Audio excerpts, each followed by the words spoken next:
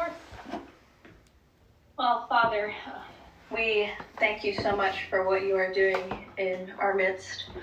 Lord, I thank you for what you brought to us yesterday, and I pray that we would continue to seek and find you every day, and not just in the meetings that we have. I pray that you would bless this time that we have with each other, and that we would learn to be more vulnerable with one another, and learn to seek you in the right way for one another and with one another. I thank you so much for how patient you have been with us, and I pray that it would not take us long to really understand and know what you are doing. I just pray for this time to be beneficial and honoring to you. Amen. Amen.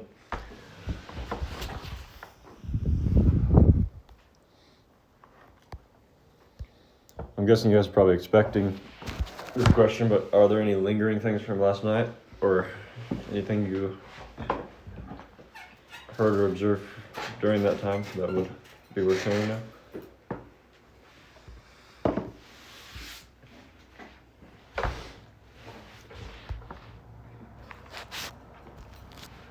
Something kind of right off for me that I kind of experienced last night, because having a spiritual time like that with us is something that has happened before, but I think something new for me when we all kind of first were sitting down together in the middle there. I kept on seeing the image that an image that was shown to me some years ago.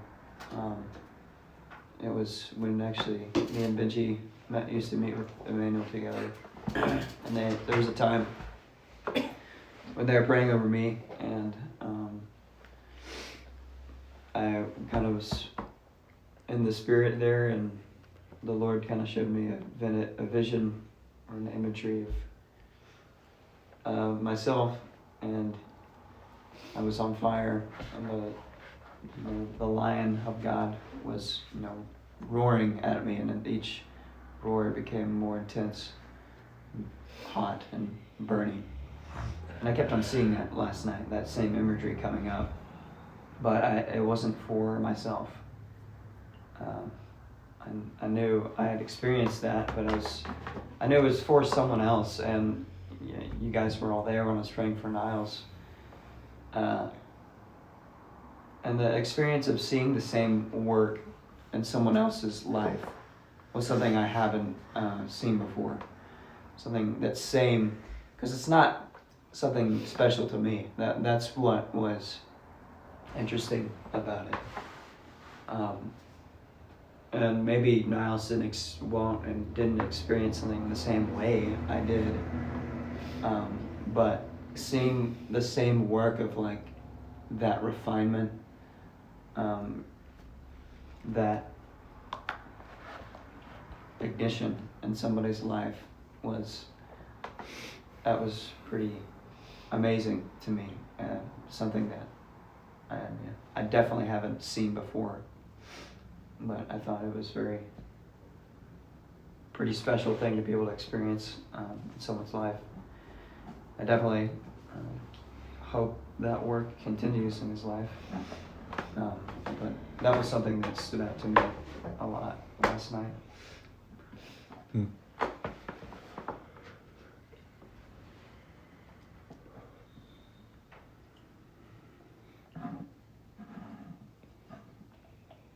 Yeah, it was a blessing to see everyone that was there involved in what the Lord was doing. Because oftentimes when we've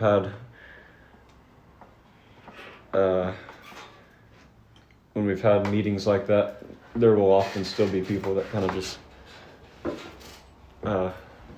disassociate a little bit and sit in the back.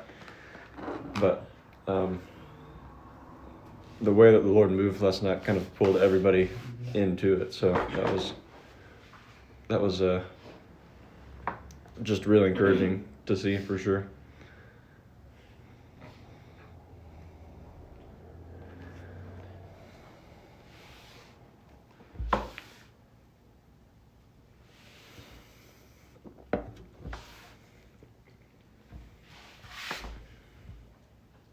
something else is gonna happen for me. I don't think that I'm the only one to experience this, maybe in my own specific way. But last night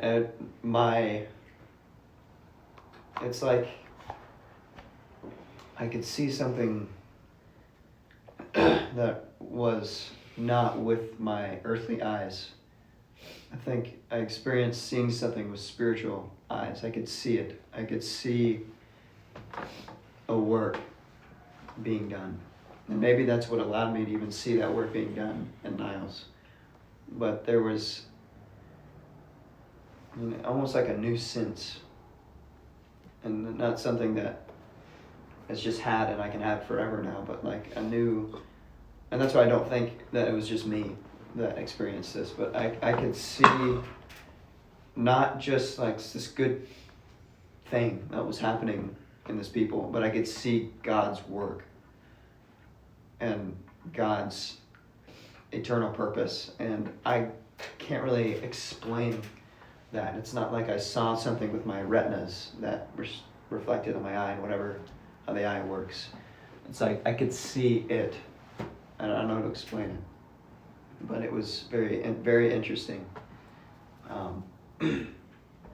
And I hope I can continue to look at life in that way, not just in like a spiritual time, but I want to be able to see life that way and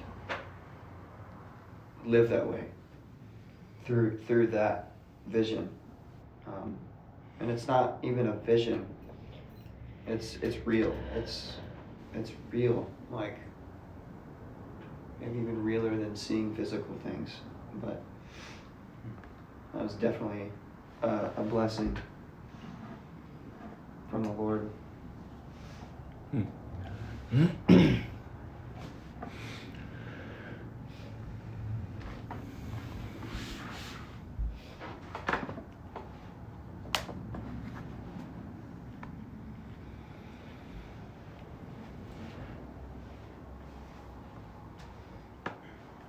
It's always interesting to kind of be taken out of yourself a little bit with like just the way the Spirit was kind of moving through some of us last night. Was obviously, I felt like I was kind of seeing a certain order of operation being played out. Like the way that certain people would speak and knowing their placement and how to and what to speak, and the way that certain things happened and went away, and all these different things are all kind of like a part of this higher operation. And I was very blessed by it for sure, because it allows you to kind of be taken out of your own life and mode of operating, in just a fleshly world. But I have never felt so intense, like the emotion of God, especially for other people. Like every person that I would touch, it would be like,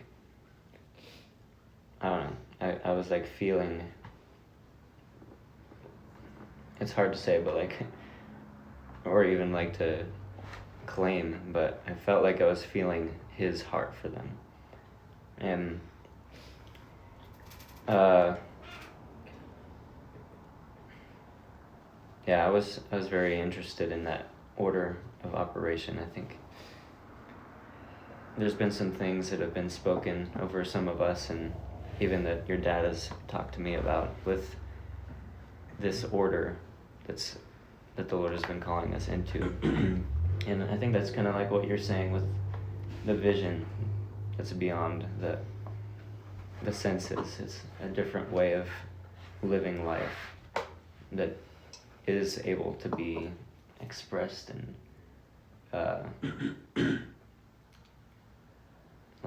practiced here. And obviously it's not the way that we always work. It's definitely kind of a intimate place, and one that feels very disconnected from, how we usually interact with one another.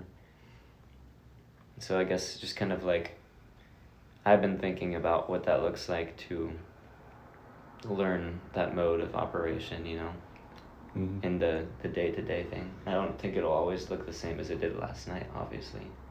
But I want that heart for people all the time, to see through God's eyes in many ways.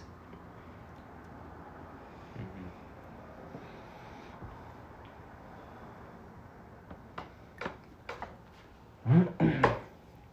Very Sorry, you got it. timely with what we were going through on Tuesday as well, with like that new reality and new way of stepping into that kingdom operation.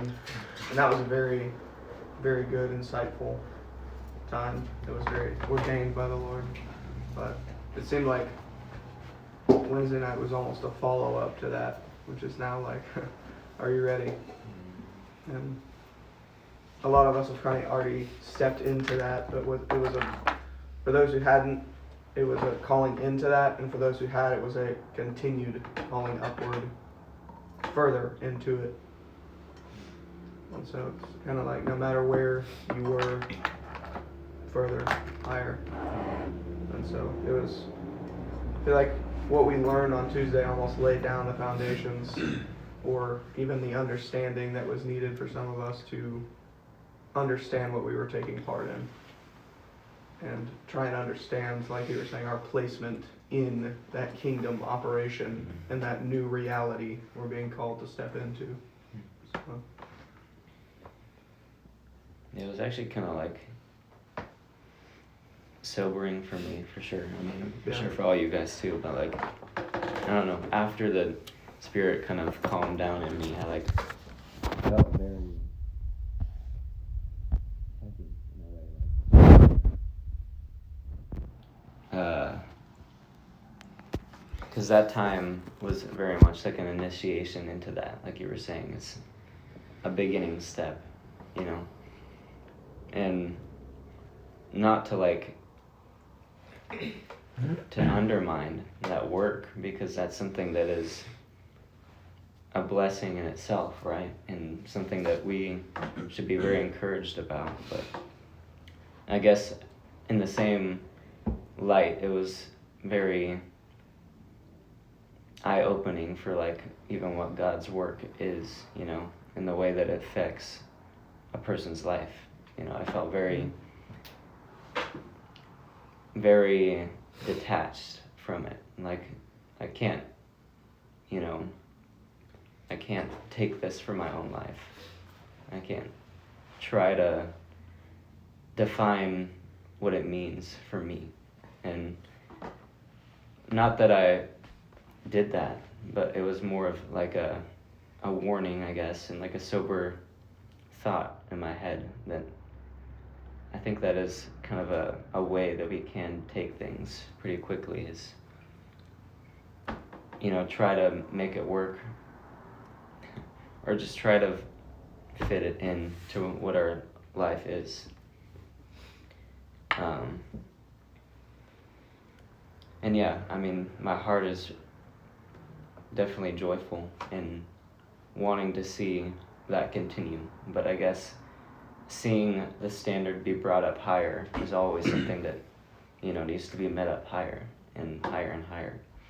And so that's kind of what was my heart following up with that time, was just praying for myself out, for sure, but for each one, that we would be able to be raised up to it, because that's not a one-time thing.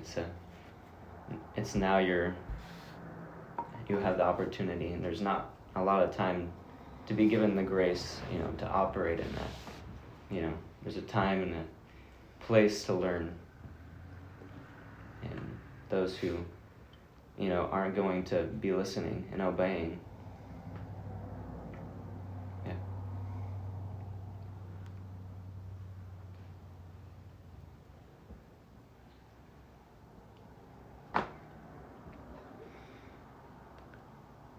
one thing that's outstanding to me about a time like that is that it's not the emotion of the time that I remember. I still am obviously affected by it and can recall it and how it made me feel, but different from other events in life that are, like, I guess you could say, very emotionally charged, whether they be negative or positive events. That's kind of what leaves a lasting impression on us in such events, like, say, the death of a loved one as a negative event, or just using a very easy opposite example, say the birth of a new life. Those obviously have meaning beyond emotion, but it's the emotion of those events that we really remember, or enable us to remember them as events. But something like last night, it's the emotion that's involved in it is actually a very secondary thing, kind of along the lines of what you guys are talking about. The spiritual work that has taken place during a time like that in every engaged and willing heart and spirit, I guess I could say every yielded heart and spirit, is what has a lasting impression on you. In fact, it's what you observe still moving and even throbbing in you when you recall the work that the Lord didn't just do, but started to do from that point on in you. That goes into something that was brought up last night, actually near the beginning of the time, that I found very meaningful, because it had kind of been, it was kind of a very clear way of putting something that I had known for some time now, which was that the real misfortune and even tragedy in life is realizing that your life has trended outside of the sphere of God's work and purpose, and to at some point in life come to that realization of, wow, I missed it. I went way off track, and there's not really any going back at this point. That, compared to what we tend to see as the misfortunes and tragedies of life, and my dad put his earthquakes and lightning, he was just being dramatic, but those really terrible things, those really terrible circumstances that we arrive at life being what we tend to see as the misfortunes, but that's not the real thing to fear, because you're going to encounter those things regardless of which path you take. And the real concern should not be how much of that you have to face, but where your life was even going in the first place. So it's the real concern should be for what your destination is, not what you're encountering along the way. What direction your life is heading in, and the momentum it's gained in that direction, not the obstacles you'll face, because you're gonna encounter those no matter what. And so that switch in perspective towards life is very much a in the moment switch of perspective we can have towards the things that we're dealing with in even a given circumstance. Is it the emotional ups and downs that we're using to judge the value of something that we're going through? Or are we able to start to open up our spiritual eyes a little bit and see what's actually going on behind the scenes? Because that's not impossible for us. That's not something that we don't have access to. And there are opportunities like we had last night to actually wake up into that and see the impact of things that are going on real time as opposed to later on. I would say often the Lord does only have it to where we realize those things down the road as they take root and mature a little bit. Because again, often things start just as a seed in our hearts, but there are times when the Lord not only allows but even requires a current in the moment perception of what's going on, so that you're able to act according to what you're able to see. So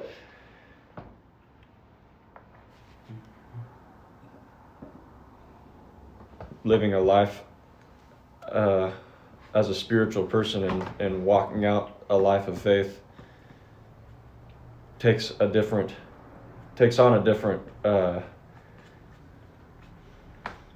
it takes on a different tone for me. And I don't think that's the best word to use, but like faith is not just, it's not about being able to make your way through the challenges of life and stay on course. That is what you're doing, but that's not the way you see it necessarily. You see it in something more than that.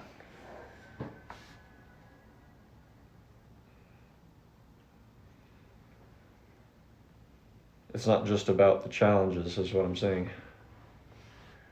And isn't that what the Christian perspective and even discussion point tends to be, is like how we're being helped through the challenges of life by, the encouragement of the purpose that God has for us and clinging to that. Again, none of that is false, and none of that is not worth talking about, but that's not the focus necessarily anymore. Just when I hear something like what Dad said last night, what the real tragedy would be. It's about those small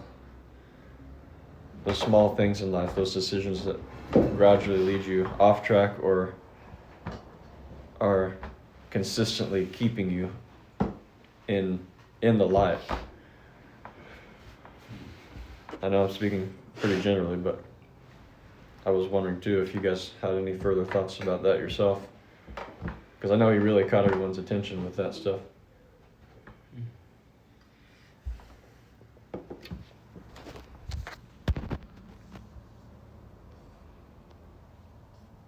I think that was sobering for a lot of people, because it was the realization of the waywardness of a life that is not fully committed, and how easily you're distracted and thrown off course when that commitment is not firmly made, as he was saying, in that very deep place within yourself where it's just you and the Lord. That foundation is not there. The little things will throw you off track, even if by your own attempt and your own effort you try and stay on track and try and keep your attention on those things. And I think that's everybody's heart, is they want to do that. But if you have not fully committed yourself to that new operation, then you will drift off course. So I think that's what was kind of highlighted there, was like, this is all or nothing. It can't be, I'm going to try my best without making the full commitment. It has to be that full, all the way. Mm-hmm.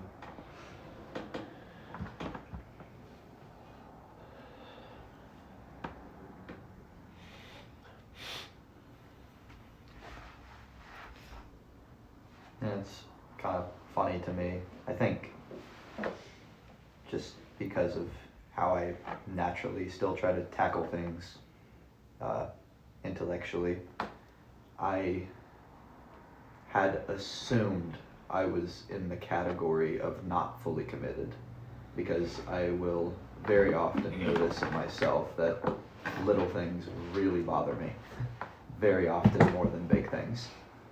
And I kind of, I guess, really tried to deep dive into how and why I was not still fully committed, because I know I started that way. I know I started going to this and trying all of this out of the simply of, I'm going to give it my best shot. And I had, I guess, assumed that that was still the case. But and it's what's really been the case for me recently and that I'm struggling with, is I'm really doubting myself and always assuming that I am not doing something that oftentimes I actually might be, because after the meeting and my mom and I went home, we kind of had a discussion, and a lot of the things that really discouraged me, she kind of had to say, hey, that's actually not really true, by the way. Like, Nicole and I both see this in you. And so that's, I think, where I'm really struggling during these times, is that I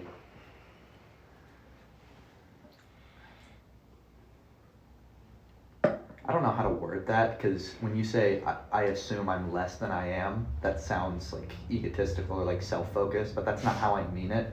But I guess I assume that I am less committed than I am, because I feel like I can't trust myself. And I cannot trust what I say to myself is true.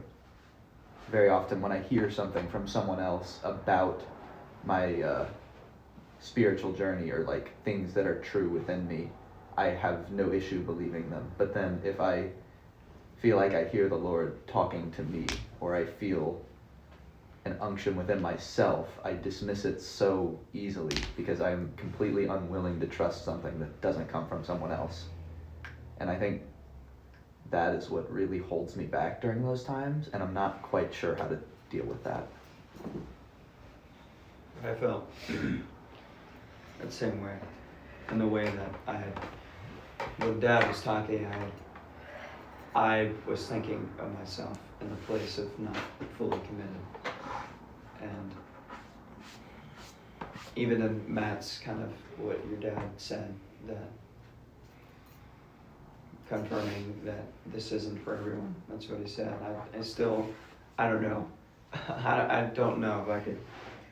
I'm there with you in that I still rely on the confirmation of others to confirm God's work in my own life. And sometimes that's better or worse.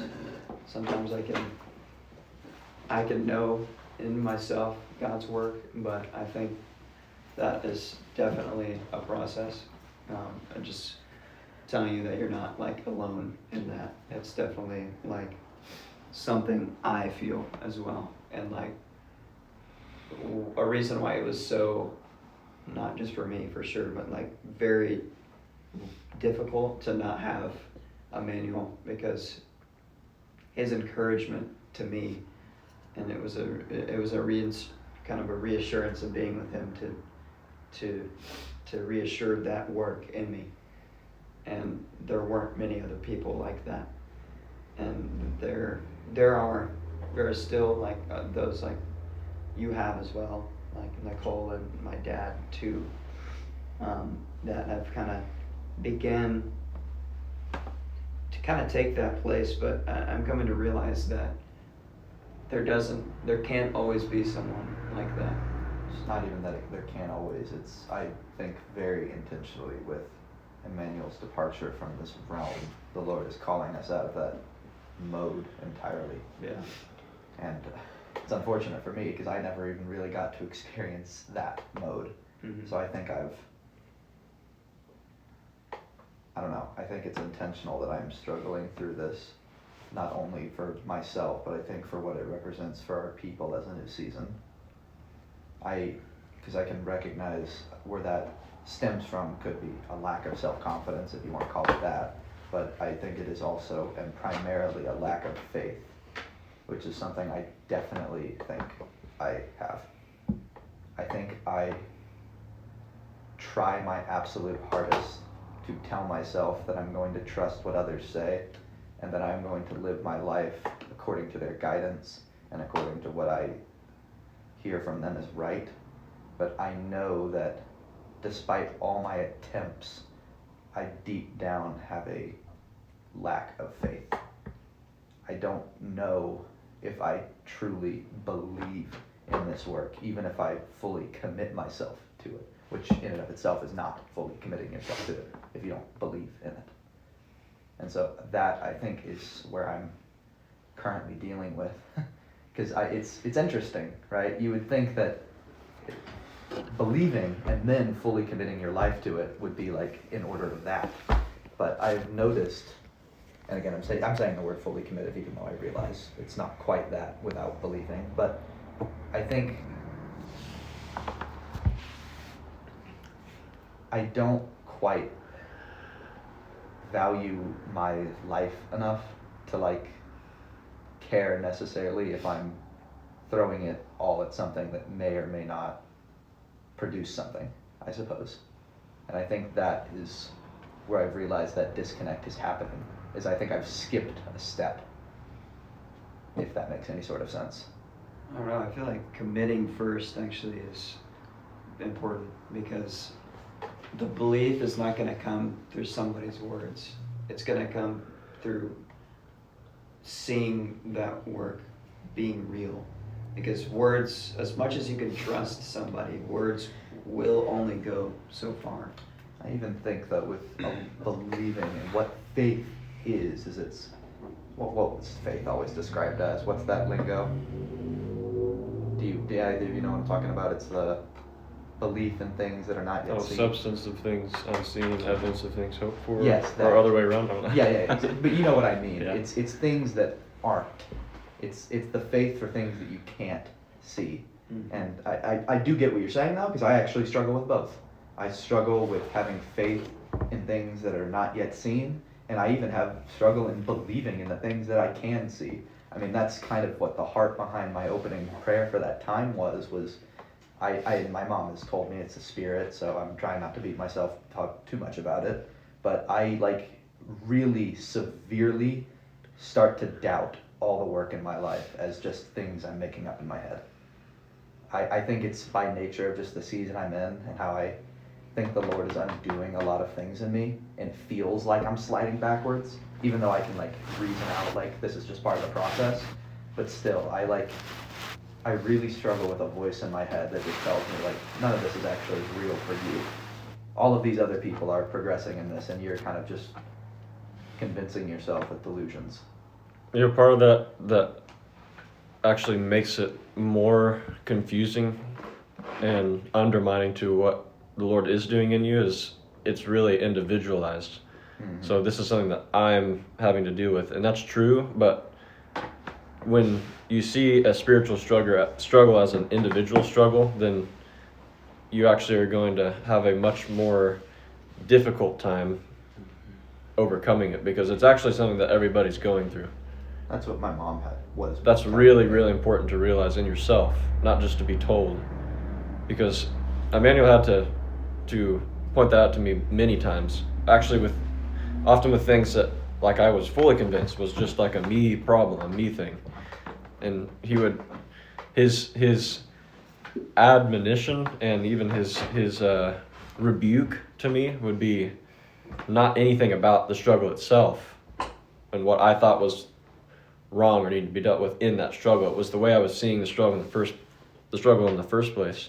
He said, you have got to turn things around in the way that you are seeing this, because it's part of me would want to feel this relief of, oh, it's not really on me, it's not really my responsibility, but that's not the way to see it either. That's the complete opposite side of the way you were at. It's finding the mean of this is something that the community, even the body, is facing as a body. And so perceiving it from that point of view and then dealing with it from that from that vantage point is going to, it's not just going to offer relief to your own struggles. That's actually the perspective you're wanting to exit out from. It's something that you are battling against as a people of God and for the people of God. And so, yeah, it's very much like being a part of a war as opposed to just a battle or a duel. We have to stop seeing those things as duels.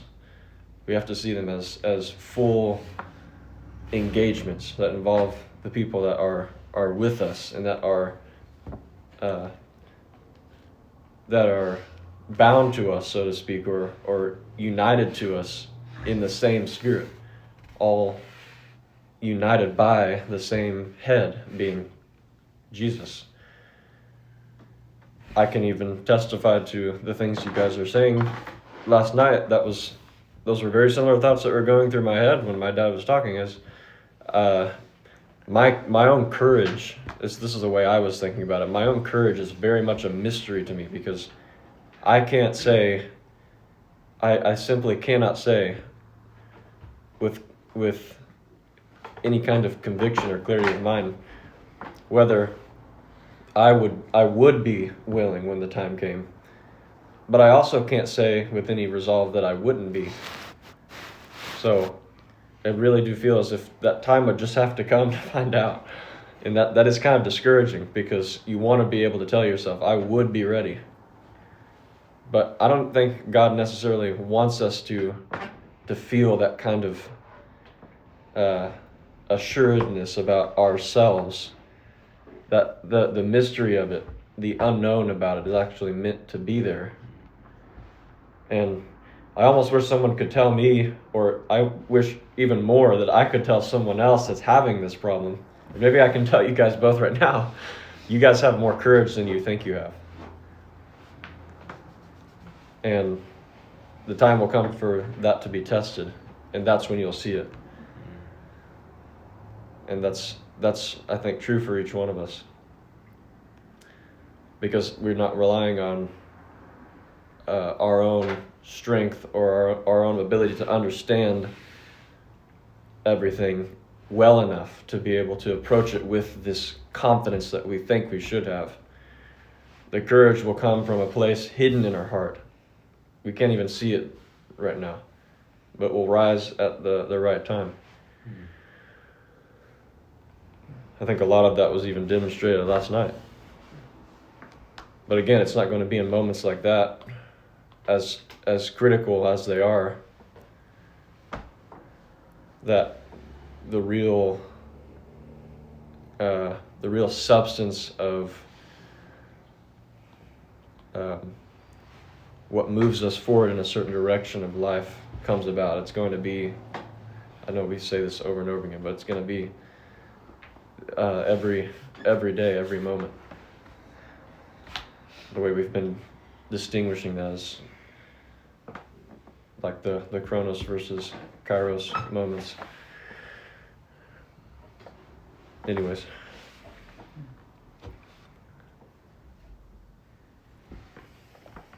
Yeah, I mean, what you were saying with the body struggles versus individual is very true.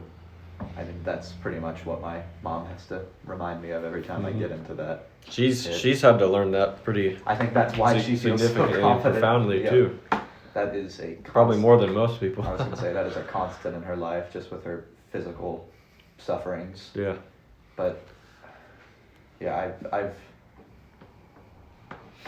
I am aware of how easy it is for me to individualize things, and I always realize it retroactively. I'm hoping to be able to get to the point where it's a proactive thing, but it always feels like the thing happens and then almost as an after effect, like, this isn't just about you, by the way, instead of me having the foresight to perceive that as or before that is happening. I don't know, you are 100% right. I am trying to figure out how to make that my default instead of something I just need to be reminded of, because I feel so silly every time because it's like I just forget, and it feels very silly because it's like almost the same. It's like, how could I forget that? You know what I mean? Like you kind of feel like an idiot afterwards. But I don't know. Those times have always been and still kind of continue to be hard for me. I think just everything really overwhelms me. And I think I'm getting better, which is nice, because I remember when not necessarily to this extent, but when sort of, I guess you could call a spiritual outburst happened during that one feast. What was it? This year. Passover. Thank you. Passover. That was really hard for me, like extremely. And I remember Nicole coming up to me afterwards and saying, that spirit you carry is not just yours. You are carrying that for our people. And I didn't really know what she meant by that at the time, but I'm now being clued in as to like, especially in light of what you just shared, like what that means. And I think that is something that I don't necessarily deal with alone in those times. I don't know who else, or maybe all of us to certain extents deal with it in those times of like I guess when you kind of remain in a soulish state, those times are very unsettling to the soul. And I think because that is my default and I don't necessarily have the experience of engaging in a primarily spiritual way, that because of that, those times are always kind of just unsettling for me. That's why. But even like last night, like I was able to kind of come into it a little better, but honestly, like I can't say that I felt much different about last night than I normally do about those things. And I felt like I was really trying just to honor those around me and do what was being asked of me or expected of me, and not necessarily because I felt any sort of pull or direction within me. I'm still not sure what that's like, because even with what Tim was saying with like, join when everybody was kind of sitting on the floor, like or when it was you who said it, like come join and pray with me when you feel led. There was no compulsion there. It was really like Tim saying, there is nobody that's sitting out of this. It's just those who have yet to join. And it's like, okay, well, I don't really feel anything, but I also don't want to just be the only one sitting here. So I went and sat down. And that's what kind of concerned me, was I even prayed about it, like, I'm really sorry if I'm engaging in this in the wrong way. I'm just trying to obey instructions, because I honestly have no idea what I'm doing. I can recognize that's a very intellectual and mindly way of going about it, but I just don't know how to engage in those times any other way. But I was kind of just sharing that to be vulnerable about it. That's not to say it's all negative though, because I did notice it was at least a little easier for me this time, of like, it wasn't just a complete disassociation, which is what normally happens. So I was kind of just sharing that if anybody else felt similarly, because I doubt I'm the only one, maybe the only one to this extent, but.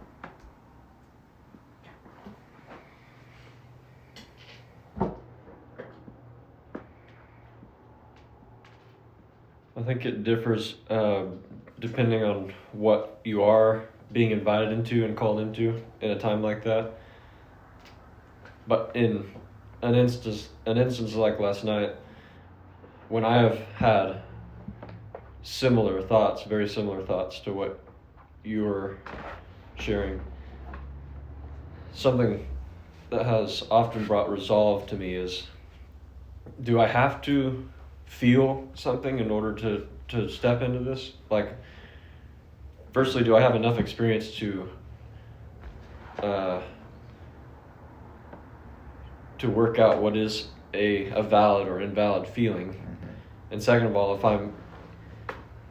if I do walk into this without having felt something, what else does that show in me than that I have a willing and pure heart towards what God's doing?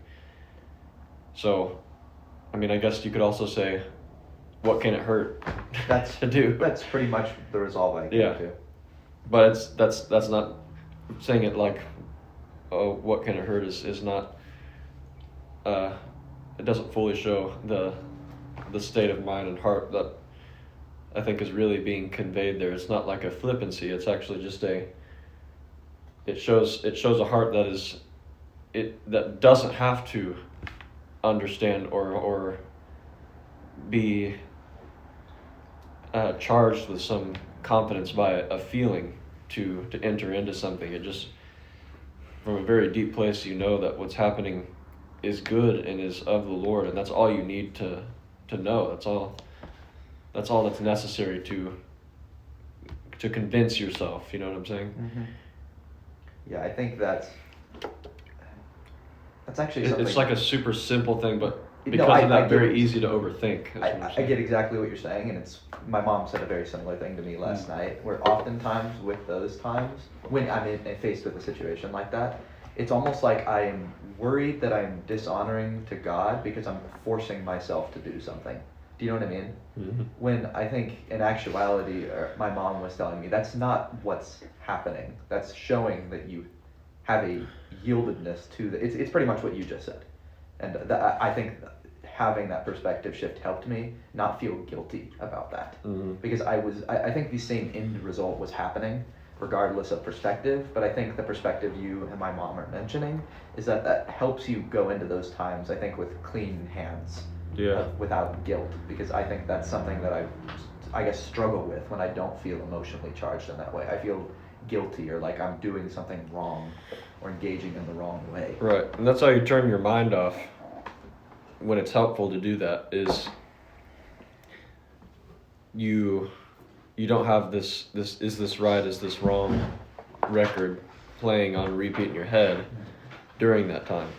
You really can tell yourself, I want to be a part of what God is doing, and everything else can kind of fade in the background. Mm-hmm. If that means that I step into it, even if that means that when I step into it, I'm called out and rebuked for something, okay, sure, that's fine. I'm not going to resist that either. If that's what's necessary for me to know what I'm not able to know at this moment, that is what is the right thing to do, the wrong thing to do, then so be it. God will never dishonor that kind of heart. He'll never ignore or discipline outside of, what's right and what's just to him, that kind of heart. So, like, there's really the fear in it and anxiety that builds up within us is all very fabricated. You know what I'm saying? I do. So it is just a very simple case of overthinking most of the time. No, 100%. Thank Yeah. you for saying that. And it is interesting to see how the emotional expression of engagement during those times is very different for people. Mm-hmm. So there's a very natural, almost like not non-acknowledged comparison that we have towards one another, of one person being more emotional than another. So the more emotional you are, the more involved and even validated you are. And of course, that also is just another swirl of overthinking in a time like that. You kind of let those things be put to rest, and you'll find that everything that does, if you are able to turn those things off, then you get to a place where what you do express, even if it's a lot or a little, is coming from the same place and with the same fluency as everyone else. And it doesn't look the same, one person to the other. I find for myself that very often I'm actually like brought into a very deep place of peace is how I feel. That doesn't mean that there's still not expression on my part that I have no control over, seriously. But it's a interesting thing to reflect on, but not to spend too much thought on, so that you don't give more food to that tendency to overthink and compare and stuff. It was that one thing that Paul said about not comparing yourself to other believers, kind of in that, and I think he meant that in a different way, but I think it does apply to those times as well. Just with, and I'm starting to, I know that, and I think I'm starting to, I think there's a difference between like knowing and then like that actually taking place in the way that you think, if that makes Yeah. sense. Anyways, I think that's starting to take place, thankfully. I think actually because of like you were saying, seeing the variance and seeing people who I know and trust have I guess deep spiritual connections in those times, and that might not be as emotional as someone else. I think Right. it's like helped me, because it's kind of funny when you say you can't like compare yourself to others and you can't individualize things. So that pretty much takes self out of the entire picture and Yep. leaves you just with the focusing on the body. Mm-hmm. So it is kind of funny how by going through that process, you can eventually get to the right place by process of elimination, Yeah. which I think is kind of what happened last night for me a little bit, especially just with Hattie. I Sure. think that really, it gave me something to focus on that wasn't about me, which I think was the most helpful thing with that night. Mm-hmm. Just because that was a struggle within her that really does touch my heart, even though I wasn't super like emotional about it. Yeah. And it really allowed me, just I think because I do care so deeply for her and see that struggle within her, like actually being able to channel my consciousness into Mhm. something else, if that makes any sort of sense. Yeah. And so anyways, I'm just, it's funny that everything goes back full circle to like when you take things off of yourself, that those times, and I think even this walk in general, all starts to become a lot more fluid, Yeah. which is by process of elimination how I'm getting there. I guess I just have to do all the wrong things before getting to the right thing. Yeah, it takes practice and effort for everybody. I think a helpful thing to remember too is that what I guess I can call as like a film of self-perception will always be playing in the background in your mind. Mhm. So how is this coming across? Just those very simple and natural thoughts that we have. But everything else, the volume of everything else raises to such a point that you can't even really, it's still playing. Mhm. You can still kind of hear it, that self-perception movie, but everything else It's actually, kind of drowns it out. it's a very good way of putting it. That's, And I think- that's how it felt. Yeah, that's how it feels in me. And I think there are experiences where, like, it can even be called like an out-of-body experience, where that film seems to turn off altogether, and you're not even there anymore, really. But yeah, you just kind of you tolerate it. You don't let its volume rise above what is going on, and it's really not too much of a struggle either. Once you are really focused on and caring about what's going on about you, as opposed to what everything about you may see you to look like or to be or performing for, those sorts of thoughts. I think the biggest revelation with the everything we're talking about, and why I value vulnerability so much, and why I hope mine is valuable to everyone else, is that I think I default into thinking that I have those thoughts and those things. The fact that they exist is bad, and that the fact that they exist at all shows that I'm in the wrong. And so I don't know, I just really, I guess, appreciate being able to hear other people saying, like, not only is that pretty normal, but like I also have that, is just really encouraging to me, because I think being able to accept that those things are normal is what allows them to kind of fade away. Whereas when I think it's like the pothole analogy we always talk about, you keep thinking about, oh, this shouldn't be here, I shouldn't be thinking this, da-da. It ends up raising the volume of that thing above everything else, and then you can't think about anything else. Yeah. So, anyways, I really appreciate you talking with me about it, just because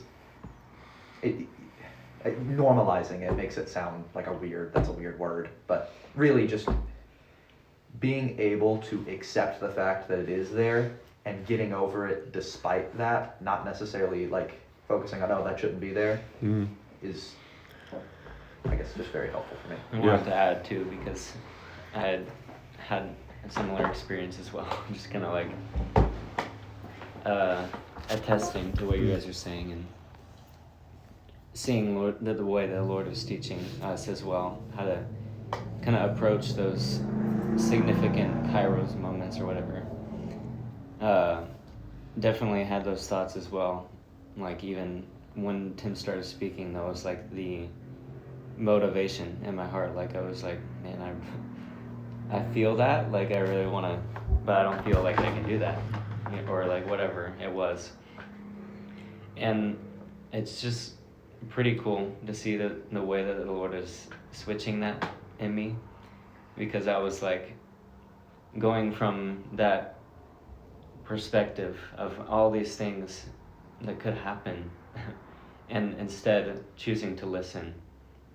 And that's kind of where I went. It was just really kind of detaching any possibility that I could make up, and I started listening, and I was like hearing certain things, like I was just quiet and listening, and I was waiting for cues. Like the way it happened was pretty cool, but like for some reason was waiting for Isaac. Like he was like telling me to wait for Isaac to come, and I was like, I don't know. And that when I was kind of like welling up inside there before something started spilling out, I was like, well, somebody's also gonna say something about gateways. Oh yeah, that's what. And then Isaac walks in, and then your dad starts talking about this psalm, and I'm just like all over the place. Like it's just, that's the way that things happen when you're listening. And that's what was so cool about that change of perspective there. So I hope that helps. But Thank you. That's really big coming from you, especially because looking at you from an outside perspective, you never would have probably thought really that. weird. So, no. I mean, I never would have thought that those, if you want to call them doubts, No, were there. they were So very strong. Thank you for sharing that. Yeah. It's interesting. Yeah.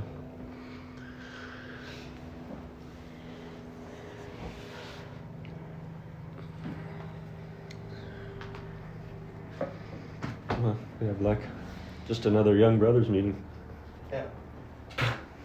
pretty much. Well, at least this time it isn't hot lava. Can we just do the Young Brothers meeting in here? Any young sisters want to say something? Any young sisters meeting want to say something? Wait, why don't you?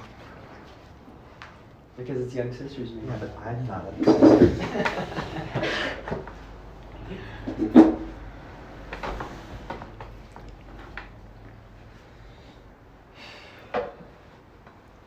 Just being mean.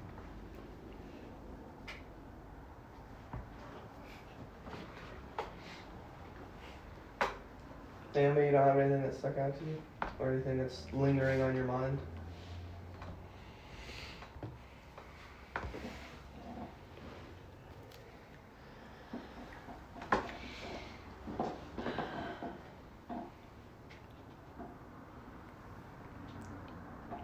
I don't know how to,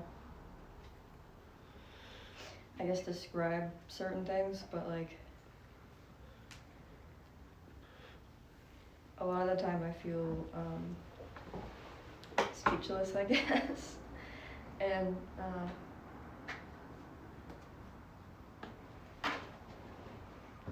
last night I almost felt it coming. I don't know how to explain it. Like, this might sound kind of weird, but like I almost like saw myself like speaking in tongues before it started happening. Like I just saw it happening, and I was like thinking like, I wonder if the Lord's leading me to do something, but I don't know how to do that. But like,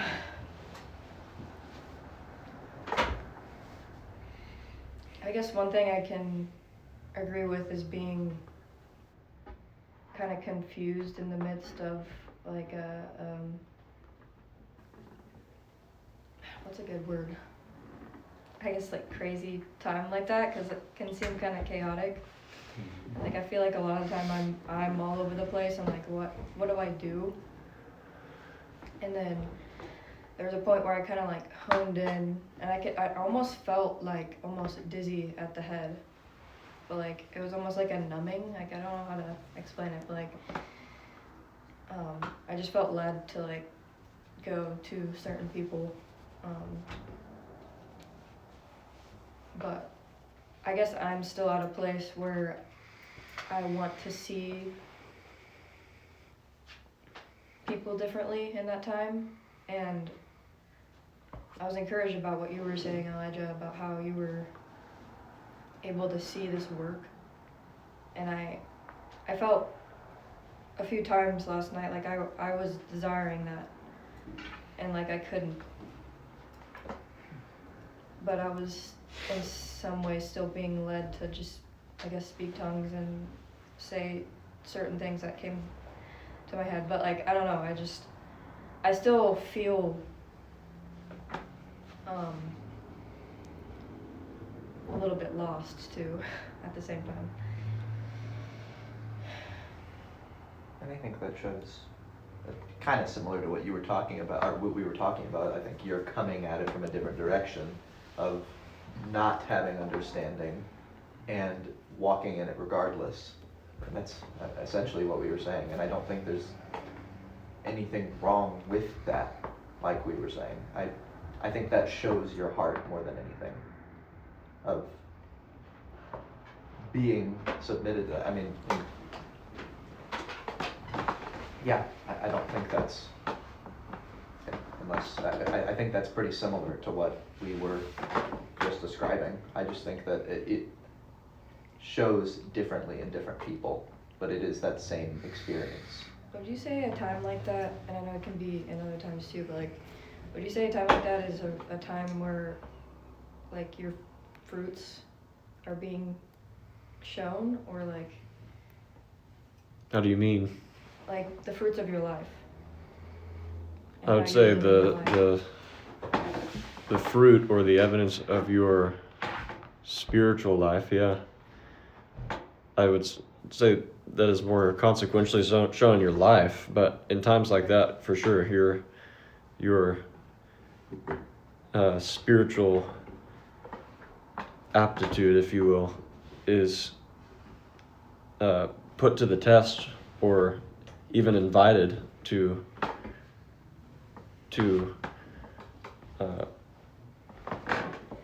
not to prove itself.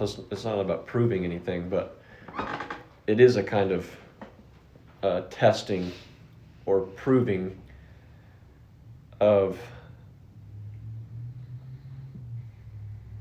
I guess, where you are yielded in that area. So if there's still a lot you're holding back because of whatever reason, then your spirit will always be willing, but your flesh will also always be weak. And the weakness of that flesh will always display itself in a kind of contradictory way as a resistance, like an opposing strength that it offers towards the spirit, because this flesh and the spirit are always warring against each other. So wherever you are at in that battle, wherever the flesh is relative to the spirit, is really going to manifest itself in a time like that. So if your flesh before that time, or really in any, just generally speaking about the state of your spiritual life up to that point, if your flesh is prevailing, then it's going to be a very, very difficult struggle for you to step into the spiritual work that's going on. But if you have been if you've been walking in discipline in that, and even regularly engaging in things in a spiritual way, then it's going to be a pretty open door for you. There's not going to be a lot of obstacles to face. And even if there are obstacles to face, which I think there often will be, there'll be ones you're expecting, and there'll be ones you'll be able to much more quickly overcome because you were expecting them. I'm reminded of scripture. Paul said it somewhere where he says, God did not give us a spirit of timidity, but of something like of power, courage, and or godliness, I don't remember which, and self-discipline. So that's the spirit we learn to walk in any moment of life. And when times like that come, yes, it is absolutely showing the evidence of whether you or not you have been walking that spirit. It does often feel like we're having to like return to it, like we have to get past all this stuff so we can finally begin to open up a little bit. I know I can just observe that in a lot of us. It's like we have to get through this jungle of self before we can finally arrive at the clearing of God's word. How about you just stay in the clearing? You don't wander constantly back in the jungle. That's that spirit of self-discipline.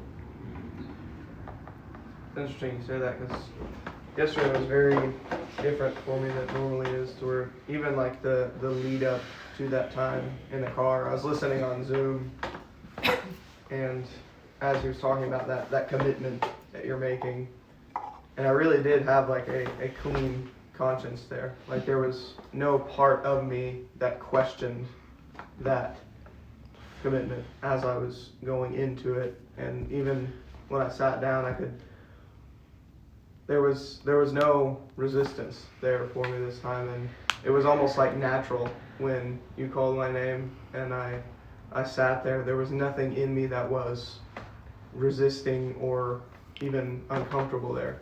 It was very different for me, and so that, I think, to kind of come alongside what you're saying, I don't know necessarily why, but I think I was in a place to where my spirit was ready for a time like that, and I was really able to operate without hindrance of myself there.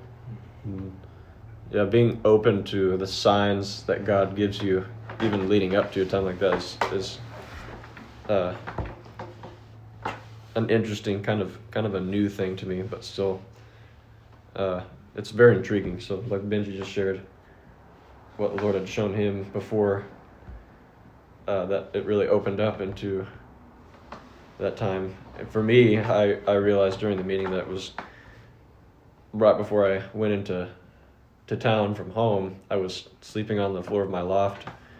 It's actually a lot more comfortable than my bed sometimes. But I was facing the front part of the cabin, and my window was open, and it was all cloudy up to that point, and then just like this, just right before I was drifting off into like an unconscious state, there's just like this light that flooded into the window, and I don't know, my mind just kind of went somewhere because of that. I don't fully recall where, but I think it was mentioned during the meeting. Someone said something about, I think it was Elijah, said something about the breaking of the clouds and it showing not only the sun, but also the sun. And I was instantly taken back to that moment earlier where I was resting, where I kind of saw the same thing. I've had a lot of experiences with that kind of light coming in through the window being very meaningful to me. Kim also shared something with me, too. Oh, Kim yeah? also had a dream about that as well. Oh, so, yeah, with the interesting. window. yeah. Mm-hmm. And also It's funny how hole that in works. heaven. Yeah, she mentioned that with Haley's. Mhm. With yeah, that was funny. Hmm. I also, the night before, we don't have to do that. It's for Kayla. Okay. The night before, because that Tuesday I was dealing with what I had mentioned, that undermining spirit of God's work within our lives, and I don't know. I was praying, as I often do, just before I go to bed, and I pretty much was saying to God, like, I really do not want to mention that tomorrow. Like that sounds miserable. But if that is something that you really are wanting from me, and I don't often ask this, but please give me any sort of sign. It doesn't have to be big. I just want confirmation that that's what you want from me. And anyways, we get there, and the first thing Tim asked me to do is to open us in prayer. I'm like, okay, thanks. It's funny.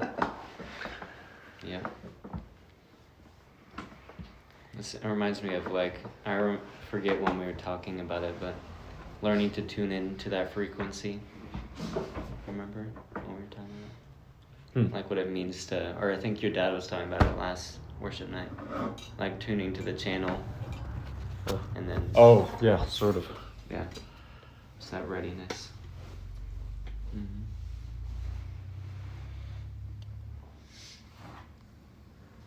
It's funny, I have a meditation app, and the notification it just gave me is a quote.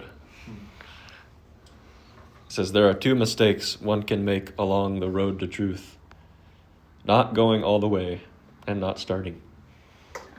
It's just kind of funny. Which is exactly what your dad said. Yeah.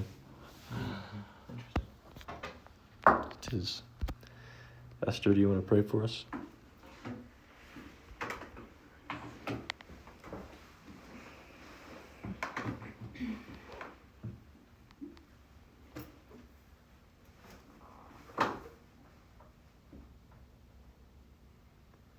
Father, what a blessing it is to be part of the work, of your work.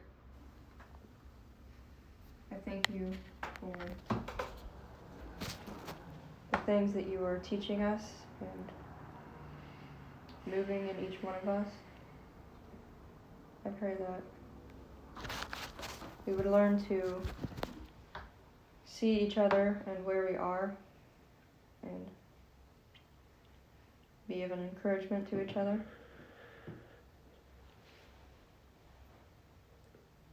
Lord, I thank you so much for the life that we have been blessed with. I pray that we would never take that for granted. I pray that you would continue to be on our hearts and on our minds after any meeting or just throughout every day. These things in your name. Amen. Amen. Amen.